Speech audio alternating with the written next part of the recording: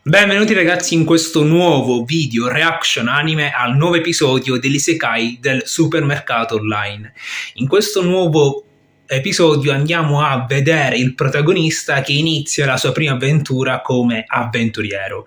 La sua prima missione è una missione di raccolta, essendo anche un avventuriero di rango G, il più basso, ma riesce a risolvere tranquillamente questa missione utilizzando valutazione. Utilizza valutazione e riesce a percepire qual è la tipologia delle piante, delle erbe che ha di fronte, e così riesce a raccoglierne una quantità esagerata. Infatti verrà anche pagato per questo. Mentre lui raccoglie le erbe, dà il compito a Fel di cacciare della carne, perché è finita e ne mangia una quantità industriale. Fel va a caccia e ritorna con orchi, uccelli giganti, bestie e serpenti che neanche noi conosciamo, ma che Fel garantisce che sono tutti commestibili anche per l'essere umano.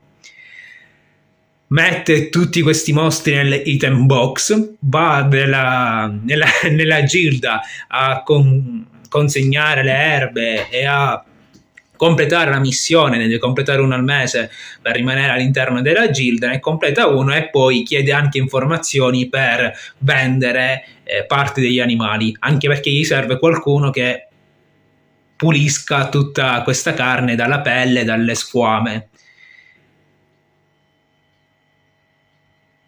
Dà questa carne alla gilda che lo porta in un magazzino perché è troppa da lasciarla davanti alla gilda, e ci vorrà un giorno per pulire tutta questa carne. Al risveglio, quando il protagonista ritorna nella gilda per prendere la carne dalla Fel, che è nel frattempo sempre più affamato, gli danno 202 monete d'oro, una quantità enorme, neanche lui se l'aspettava, e anche guadagna tutta la carne che andrà a cucinare per Fel. E qui veniamo a sapere che alcuni pensano che sì, sia Fenrir il lupo leggendario delle leggende, ma anche potrebbe essere un Wolfgrand, un'altra tipologia che gli assomiglia. Il protagonista pensa allora di iniziare a diffondere questa notizia, così che si toglie anche qualche problema. E decide anche di abbandonare la città perché sta troppo attirando l'attenzione.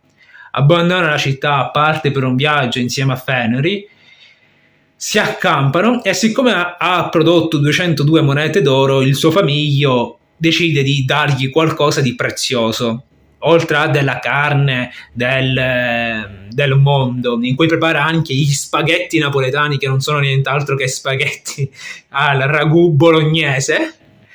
Li ha chiamati spaghetti alla napoletana. Oltre a questo va anche a dargli la carne di wagyu giapponese. Questa carne, oltre a tutto il cibo del suo mondo e la sua cucina che fa aumentare le statistiche a chiunque mangi quello che lui prepara, gli dà un busto del più 50%.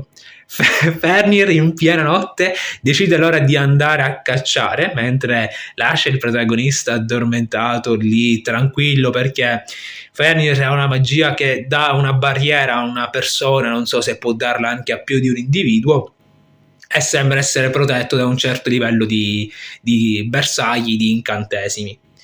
Inizia una caccia sfrenata uccidendo sì quelli che ha uccisi prima, ovvero gli uccelli grandi, i serpenti, orchi, che si scopre che poi è come una carne del maiale, ma ha anche una chimera.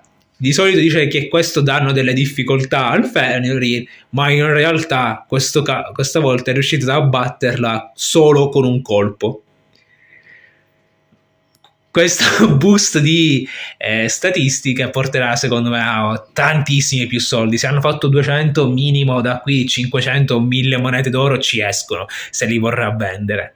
Fatemi sapere voi la vostra opinione sotto nei commenti, se avete visto o meno quest'anime e che cosa ne pensate. Secondo me sta uscendo strabene, animato perfettamente dallo studio Mappa, e ho grandissima hype per il futuro.